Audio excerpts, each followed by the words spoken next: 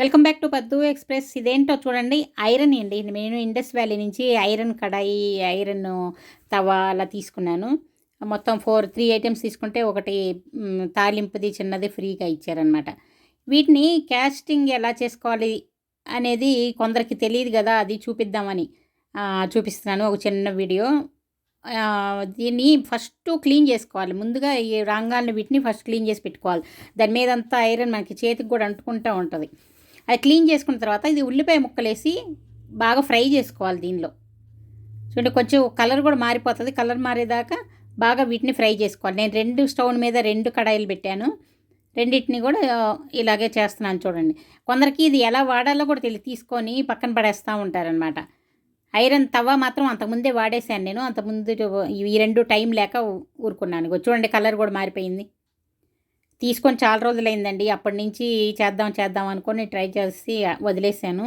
ఎందుకంటే టైం కుదరక వదిలేసాను అనమాట. ఇప్పుడు చూడండి, 2 ఒకేసారి చేసేస్తున్నాను.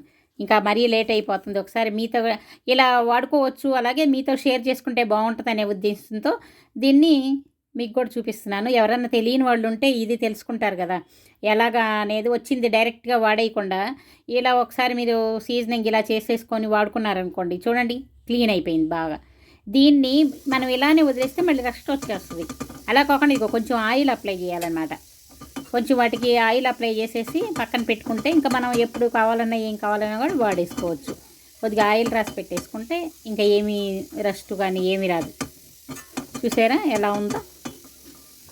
ఇలా క్లీన్ చేసేసి పెట్టుకున్నారంటే ఐరన్ కడాయి ఇంకా మనకు వాడుకుంటా తర్వాత అవి కూడా నాన్ స్టిక్ లాగా ఫ్రీగా వాడేసుకోవచ్చు. స్టార్టింగ్ కొంచెం ఇబ్బంది అవుతుంది ఎవరికైనా, కొంచెం వాడంగా అది అలవాటు అయిపోతుంది దానికి కూడా.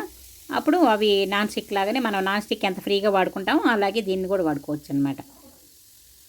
ఐరన్ చాలా మంచిది కదండి హెల్త్కి. అందుకని చెప్పి అందరు ఇప్పుడు ఐరన్ కానీ స్టీల్ కానీ వాడమంటున్నారు కదా.